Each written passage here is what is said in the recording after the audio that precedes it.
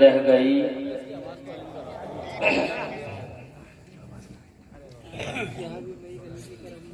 زندگی زمانے کے سینے میں رہ گئی، جنت کنیز بن کر مدینے میں رہ گئی، پھولوں کا حسن حضرت یوسف کو مل گیا، خوشبو میرے نبی کے پسینے میں رہ گئی۔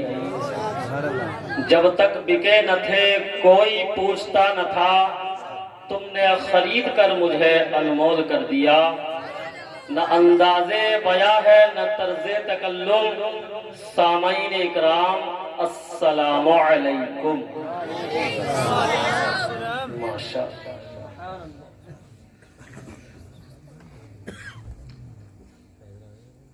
نحمده ونصلي على رسوله الكريم، اما بعد فاعوذ بالله من الشيطان الرجيم، بسم الله الرحمن الرحيم، منها خلقناكم وفيها نعيدكم ومنها نخرجكم تارة أخرى، صدق الله العظيم وصدق رسوله النبي الأمين الكريم، ونحن على ذلك لمن الشاهدين والشاكرين، والحمد لله رب العالمین۔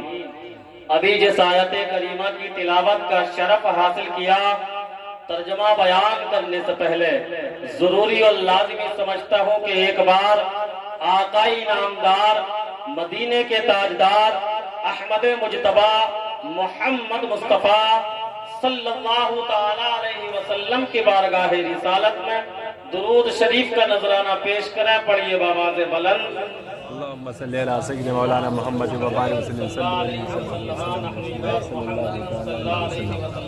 اللہ علیہ وسلم۔ حضرات، یہ صحیح ہے کہ یہ جلسہ جو ہو رہا ہے قبرستان کی سائیڈ میں ہو رہا ہے، لیکن جواب جو نہیں آتا ہے وہ ادھر کی جانب سے نہیں آتا ہے۔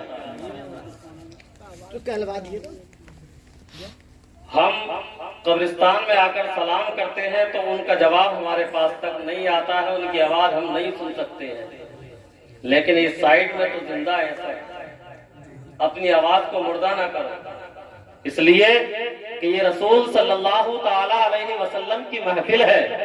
اس محفل میں بیٹھ کر حضرات محترم آپ اپنی زبان کو بند نہ رکھیں، اس لیے کہ چہلم کے سلسلے میں اس محفل کو سجایا گیا ہے اور ہم اور آپ اصالِ ثواب کے لیے اکٹھا ہوئے ہیں۔ تو حضرات، ہم بول رہے ہیں تو رسول کی نعت پڑھنے والا نعت نبی پڑھ رہا ہے، مقرر تقریر کر رہا ہے، حضرات قرآن پاک کی آیت کی تلاوتیں کی جا رہی ہے، لیکن آپ صرف سن رہے ہیں۔ ہوٹ ہلانا پیارے دوستو، جب آپ سبحان اللہ کہیں گے، الحمدللہ کہیں گے، تو حضرات محترم جو سنا رہے ہیں ان کو بھی ڈبل اضافہ ہوگا اور آپ کو بھی 10 نیکیوں کا اضافہ ہوتا نظر آئے گا۔ تو آپ اصالِ ثواب کی محفل میں بیٹھے ہیں تو سبحان اللہ، الحمدللہ اپنی زبان سے کہتے رہے۔ حضرات، وہ بہت بڑا کنجوس انسان ہے۔ حضرات، وہ نہیں جو خرچ نہ کرتا ہو، وہ نہیں جو کسی کو کچھ نہ دیتا ہو، بلکہ وہ بہت بڑا کنجوس اور بخیل انسان ہے جس کے سامنے نبی صلی اللہ علیہ وسلم کا نام لیا جائے اور ان کے نام پر سبحان اللہ الحمدللہ نہ کرے۔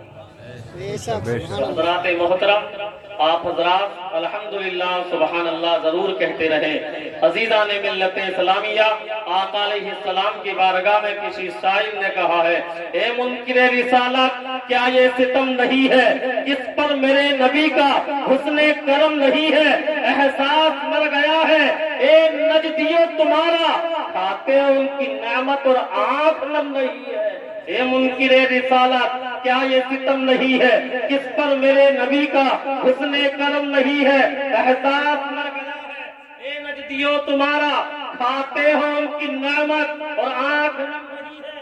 اور ایک دن وہی بنے گی مسجد زمانہ، سن لے، ایک دن وہی بنے گی مسجد زمانہ، سن لے۔ یہ کس نے کہہ دیا کہ مومن میں دم نہیں ہے؟ یہ کس نے کہہ دیا کہ مومن میں دم نہیں ہے؟ اے منکر رسالت، کیا یہ ستم نہیں ہے کس پر میرے نبی کا حسن کرم نہیں ہے؟ اور فردوس کی بہاریں قربان ہو رہی ہے، فردوس کی بہاریں قربان ہو رہی ہے، روزہ روزہ شہ امم کا جنت سے کم نہیں ہے، اور جس کو اما ملی ہے دامان مصطفیٰ میں صدیق کو صداقت ملی، دامان مصطفیٰ میں عمر کو عدالت ملی، دامان مصطفیٰ میں جس کو اما ملی ہے دامان مصطفیٰ میں عثمان کو سخاوت ملی، دامان مصطفیٰ میں جس کو اما ملی ہے دامان مصطفیٰ میں علی کو شجاعت ملی، دامان مصطفیٰ میں جس کو اما ملی ہے دامان مصطفیٰ میں اس کو بروز محشر کوئی بھی غم نہیں ہے۔ اے منکر رسالت کیا یہ ستم نہیں ہے؟ کس پر میرے نبی کا حسن کرم نہیں ہے؟ اور آقا کی بارگاہ میں پیر و مرشد علامہ شاہ سید محمد مظفر حسین علیہ الرحمت و رضوان کی چھوٹا کی سرزمین سے قلم اٹھاتے ہیں اور یوں کرتے ہیں، کون کہتا ہے لفظوں کا خزینہ لکھ دو، دل کی تختی پہ میرے لفظ مدینہ لکھ دو، اور موت آ جائے گنبد خضرا کے قریب ایسے مرنے کو تاریخ میں جینا۔ بابا سبحان اللہ سبحان اللہ۔ کہتا ہے لفظوں کا خزینہ لکھ دو، دل کی تختی پہ میرے لفظ مدینہ لکھ دو، موت آ جائے گنبد خضرا کے قریب ایسے مرنے کو تاریخ میں جینا لکھ دو، اور جس کی تقریر سے توہین رسالت ہو، جس کی تحریر سے توہین رسالت ہو، جس کی زبان سے توہین رسالت ہو، جس کی تقریر سے توہین رسالت ہو، ایسے غدار کو لفظوں میں کمینہ لکھ دو، ایسے غدار کو لفظوں میں کمینہ لکھ دو۔ کون کہتا ہے لفظوں کا خزینہ لکھ دو، دل کی تختی پہ میرے لفظ مدینہ لکھ دو، اور ٹوٹ جاتے ہیں جہاں پہنچتے ہی ظلم کے تیر، کربلا والوں کا شبیر کا سینہ لکھ دو، کربلا والوں کا شبیر کا سینہ لکھ دو۔ حضرات ابھی میں نے جس آیت کریمہ کی تلاوت کا شرف حاصل کیا، رب قدیر قرآن پاک کے اندر 16ویں پارے میں ارشاد فرماتا ہے، منہا خلقناکم وفیہا نعیدکم ومنہا نخرجکم تارۃ اخری۔ حضرات محترم، چھوٹے بڑے کو سب کو یہ آیت مبارکہ یاد ہوا کرتی ہے، اس لیے کہ حضرات جب ہمارے جسم کے اندر سے جان نکل جایا کرتی ہے اور مرگ بستر مرگ پر ہم پہنچتے ہیں، نلایا جاتا ہے، کفنایا جاتا ہے، اور حضرات محترم 4 انسانوں کے کاندھے پر لاد کر ہم کو پیارے دوستو قبرستان میں قبر کے اندر رکھا جاتا ہے، اور رکھنے کے بعد حضرات کفنانے کے بعد اب دفنا دیا جاتا ہے تو پیارے دوستو ہاتھوں میں مٹی لیا کرتے ہیں، تو انسان پڑھتا ہے منہا خلقناکم وفیہا نعیدکم ومنہا نخرجکم تارۃ اخری۔ چاہے حضرات وہ مرد ہو، مرنے والا، چاہے وہ عورت ہو، حضرات سب کی قبر پر جب مٹی ڈالتے ہیں اسی دعا کو پڑھتے ہیں، اسی آیت کی تلاوت کیا کرتے ہیں، تو معلوم ہوا حضرات محترم یہ آیت مبارکہ جو ہے یہ قبر پر مٹی ڈالنے کی دعا ہے، لیکن پیارے دوستو قرآن پاک کی آیت ہے، رب قدیر نے ارشاد فرما دیا، اے انسان تجھ کو اس مٹی سے پیدا کیا گیا ہے، اور اے انسان تجھ کو جب روح نکل جائے گی تیرا جسم باقی رہے گا، اور روح تیرے جسم سے نکل جائے گی، ہڈی اور گوشت تیرے اندر بچے گا۔ حضرات محترم وہ انسان پیارے دوستو انسان نہیں رہے گا، بلکہ وہ بے جان ہو کر مٹی ہی ہو جائے گا۔ اب اس مٹی کو مٹی کے اندر ہی رکھا جائے گا، اور پیارے دوستو بروز قیامت اس مٹی کے اندر سے مختصر یہ ہے حضرات محترم کہ 4 انسان جو ہے سفر کر رہے ہیں۔ حضرات محترم حکایت سچی حکایت کے اندر پیارے دوستو تیسرے حصے میں یہ واقعہ موجود ہے۔ عزیزان ملت اسلامیہ حکایت نمبر 549 ہے۔ عزیزان ملت اسلامیہ پیارے دوستو 4 انسان سفر کر رہے ہیں۔ حضرات قوم کے کیا ہے، چاروں الگ الگ قومیں ہیں۔ حضرات پہلا انسان جو ہے وہ درزی ہے، پہلا انسان جو ہے وہ سیفی ہے جس کو بڑھئی کہتے ہیں۔ حضرات دوسرا انسان جو ہے وہ درزی ہے، اور تیسرا انسان جو ہے وہ سنار ہے، اور چوتھا جو ہے وہ قوم کا فقیر ہے۔ حضرات محترم، سمجھانے کے لیے ان چاروں کو اکٹھا کیا گیا ہے۔ سفر کر رہے ہیں، سفر کرتے کرتے چاروں کو رات ہو جایا کرتی ہے، اور رات گزر جانے کے لیے، گزارنے کے لیے، وقت کو پاس کرنے کے لیے، ٹائم گزارنے کے لیے حضرات محترم چاروں ایک جگہ اکٹھا ہوتے ہیں۔ اکٹھا ہونے کے بعد عزیزان ملت اسلامیہ میٹنگ ہوتی ہے کہ آج جو ہے ہم 4 انسان ہیں، لہذا 4 انسانوں کو 8 گھنٹے کا وقت مثال کے طور پر ہم کو گزارنا ہے، تو لہذا 2 گھنٹے ایک انسان کے حصے میں آئیں گے۔ حضرات محترم، میٹنگ یہ ہوئی کہ ایک جاگے گا اور 3 سوتے نظر آئیں گے۔ حضرات پہلے نمبر پر جو ہے وہ بڑھئی آ جاتا ہے، جس کو ہم سیفی بولتے ہیں۔ حضرات آ گیا نمبر پر، 2 گھنٹے گزارنے ہیں، اور جہاں پر یہ چاروں نے پڑاؤ ڈالا تھا، چاروں ٹھہرے ہوئے تھے رات گزارنے کے لیے، چاروں رکے ہوئے تھے، وہیں پر ایک درخت تھا، لکڑی کا سوکھا درخت ہے۔ حضرات محترم، انسانوں چاروں جو ہے وقت گزار رہے ہیں، اور گزارنے کے لیے پہلے نمبر پر سیفی صاحب آتے ہیں۔ حضرات محترم، ان کا نمبر جب آتا ہے تو وہ یہ دیکھتے ہیں کہ میں 2 گھنٹے کیسے پاس کروں گا، اس ٹائم کو کیسے کاٹوں گا۔ حضرات محترم، انہوں نے دیکھا کہ پاس میں ایک لکڑی کا درخت ہے، اس کو جو ہے ہم کاٹتے ہیں، اور کاٹنے کے بعد اس کا پیارے دوستو تراشتے ہیں۔ سیفی کا کام یہی ہوا کرتا ہے۔ حضرات محترم، وہ لکڑی کو کاٹتا ہے، اور کاٹنے کے بعد اس کا ایک عدد تیار کرتا ہے، ایک مجسمہ بناتا ہے۔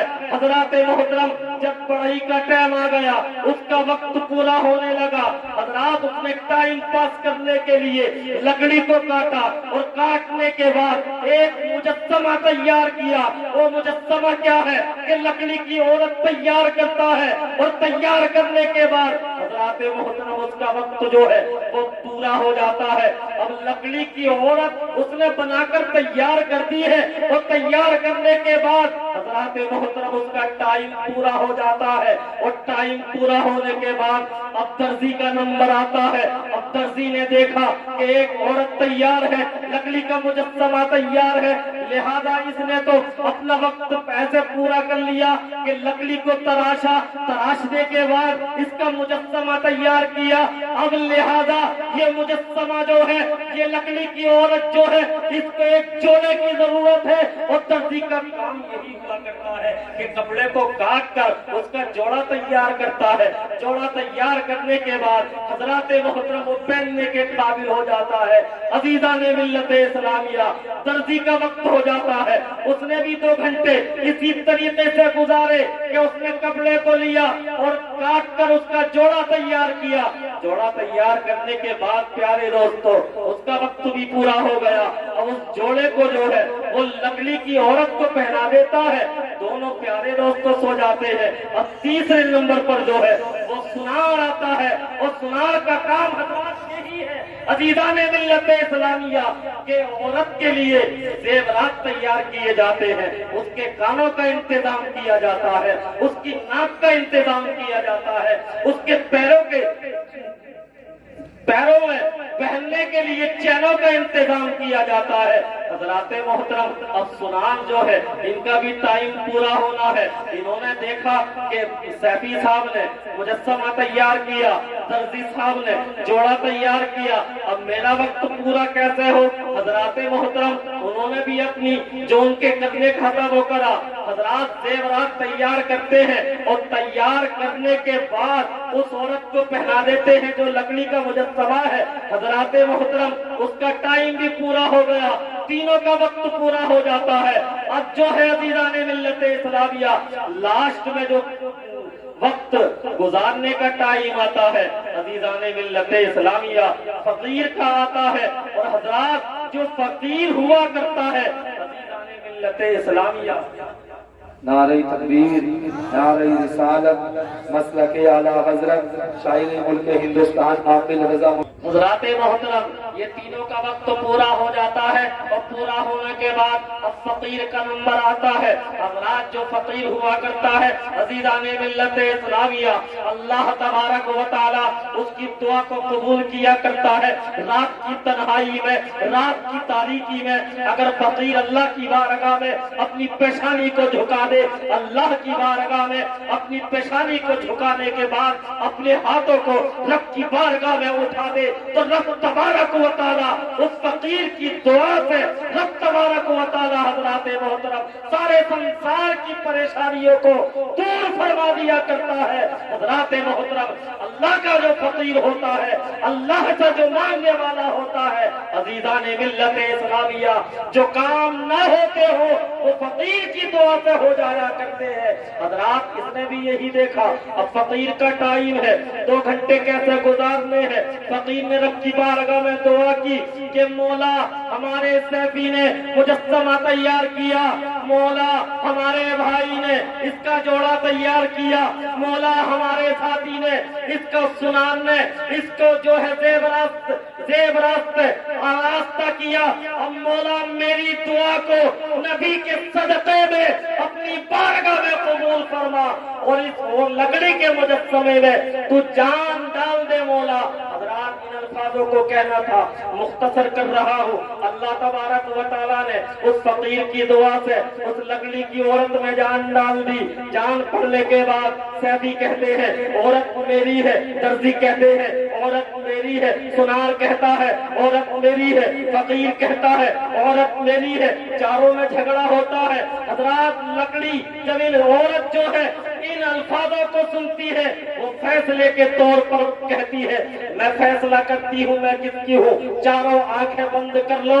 آنکھیں بند کرنے کے بعد حضرات جب چاروں نے دیکھا لکڑی جو تھی وہ جو عورت تھی اپنی پہلے ہی جگہ پر پہنچ جاتی ہے، وہ اس کی اصل جو تھی وہ لکڑی کی تھی، وہ عورت لکڑی بن جاتی ہے۔ لکڑی بننے کے بعد ہم کو سبق یہ ملتا ہے حضرات جب ہم پیدا ہوئے ہیں تو ہم پیارے دوستوں باپ کہتا ہے بیٹا میرا ہے، چچا کہتا ہے بھتیجا میرا ہے، بھانجا کہتا ہے ماموں کہتا ہے بھانجا میرا ہے، نانا کہتا ہے نواسا میرا ہے، دادا کہتا ہے پوتا میرا ہے۔ حضرات محترم ماں کہتی ہے بیٹا میرا ہے۔ وہ جسم سے جان نکلنے کے بعد حضرات محترم دنیا کے سارے رشتے ٹوٹ جایا کرتے ہیں، اس لیے کہ ہماری اصل جو ہے وہ مٹی ہے۔ اسی لیے تو رب قدیر نے قرآن پاک کے اندر ارشاد فرما دیا منہا خلقناکم